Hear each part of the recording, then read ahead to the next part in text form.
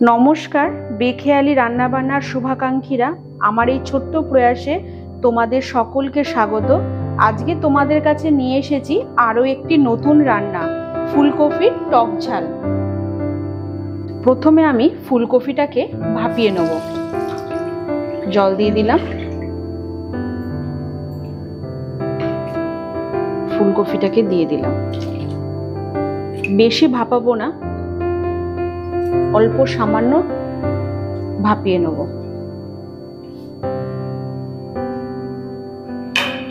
ঢাকা দিয়ে দিলাম।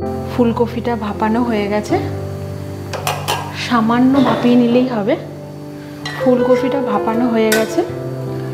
বেশি ভাপাবে না, বেশি শক্তও থাকবে না, বেশি নরমও হবে না।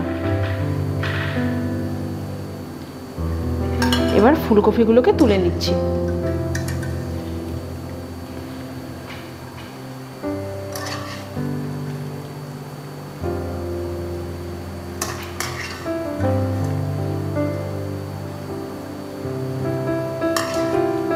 ফুলকপিগুলো তোলা হয়ে গেছে। ফুলকপিটা ভাপানো হয়ে গেছে।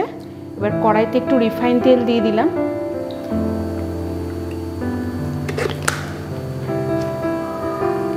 এবার এর মধ্যে আমি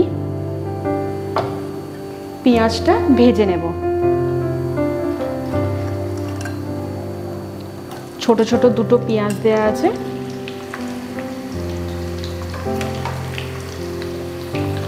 এটা ভালো করে লালচে হয়ে ভেজে নেব।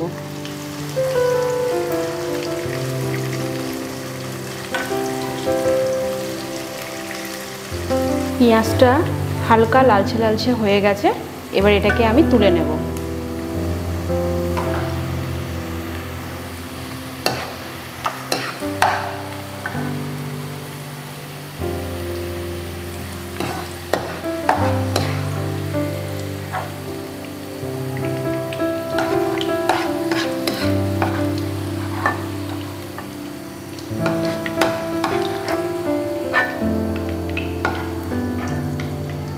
এইবার ফুলকপিটাকে কিছু মশলা দিয়ে মাখাবো।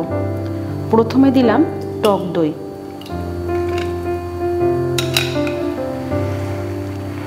টক দইটাকে আগে একটুখানি ফেটিয়ে নিই।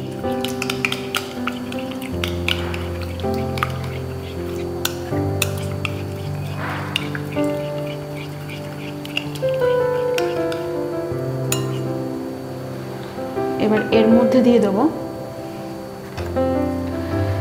যেহেতু ফুলকপির টক ঝাল, টক দিয়ে দিয়েছি, এবার ঝালটা দেবো। তোমরা যেমন ঝাল খাবে তেমন দেবে।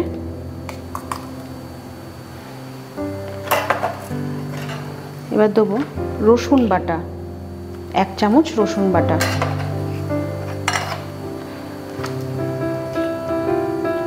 এক চামচ আদা বাটা। এখানে একটা ছোট টমেটো দেয়া হয়েছে। টমেটো বাটাটা দিয়ে দিলাম। এইবার দেবো কিছু গুঁড়ো মশলা। এবার দেবো পরিমাণ মতো নুন।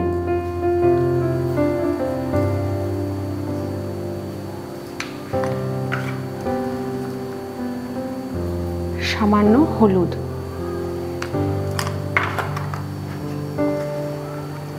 ছোট চামচে 2 চামচ জিরের গুঁড়ো।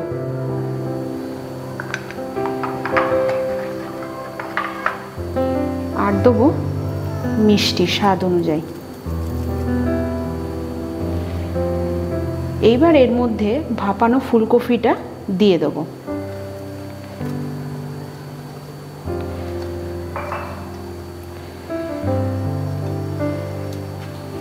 এটাকে এবার ভালো করে মাখিয়ে নেব।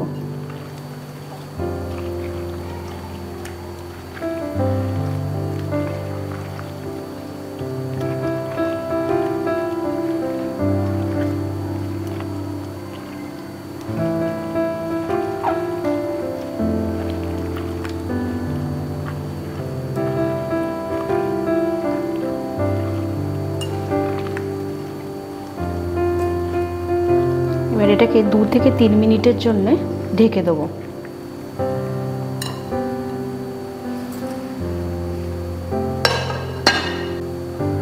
এবার কড়াইতে একটু তেল দিয়ে দেবো। আগে যে পেঁয়াজ ভাজার তেলটা ছিল তার উপরেই আরেকটু তেল দিয়ে দেবো, রিফাইন তেল।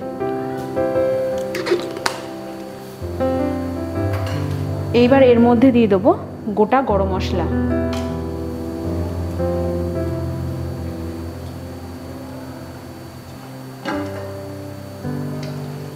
গরম মশলাটা দেওয়া হয়ে গেছে, এবার মেখে রাখা ফুলকপিটা আমি দিয়ে দেবো।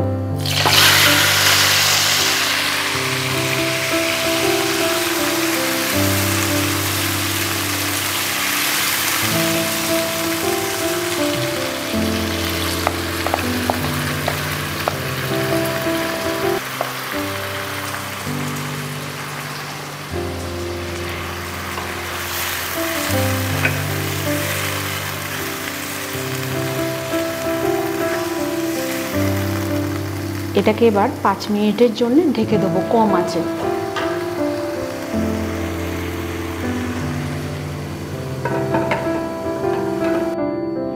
পাঁচ মিনিটের জন্য ঢাকা দিয়ে রেখেছিলাম। আমি কিন্তু এখানে কোনো জল ব্যবহার করিনি, এই জলেই রান্নাটা হবে। এইবার এর মধ্যে আমি যে ভেজে রেখেছিলাম পেঁয়াজটাকে, মিক্সিতে বেটেছি, সেই বাটা পেঁয়াজটাকে আমি দিয়ে দেবো।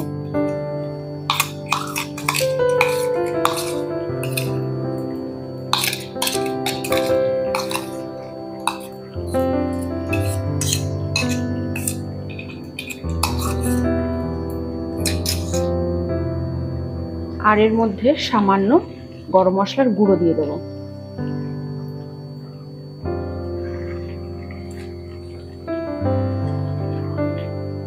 পুরোটা ফুলকপির সঙ্গে মশলাটাকে মাখিয়ে নেব।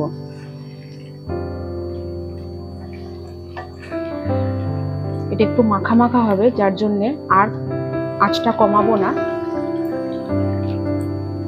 এটাকে বাড়িয়েই ঝোলটাকে একটু কমিয়ে নেব। আরো কিছুক্ষণের জন্য ঢেকে দিলাম। আমার রান্নাটা হয়ে গেছে, ঝোলটাও বেশ মাখা মাখা হয়ে গেছে। এবার এটাকে আমি নামিয়ে ফেলবো।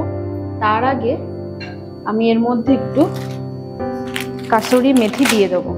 কাসুরি মেথিটার উপর দিয়ে দিলাম। কাসুরি মেথিটা দিয়ে দেওয়া হয়ে গেছে। এবার আমি এটাকে প্লেটে নামিয়ে নেবো।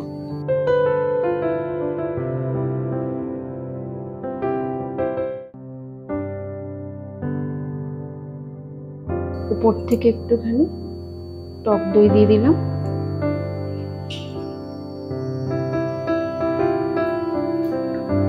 আমার আজকের রান্না ফুলকপির টক ঝাল তৈরি। আশা করি তোমরা আমার সঙ্গে মুহূর্তগুলি উপভোগ করেছো। আবারও দেখা হবে পরবর্তী নতুন এক রান্না নিয়ে। ততক্ষণ সকলে খুব ভালো থেকো, সুস্থ থেকো। ধন্যবাদ।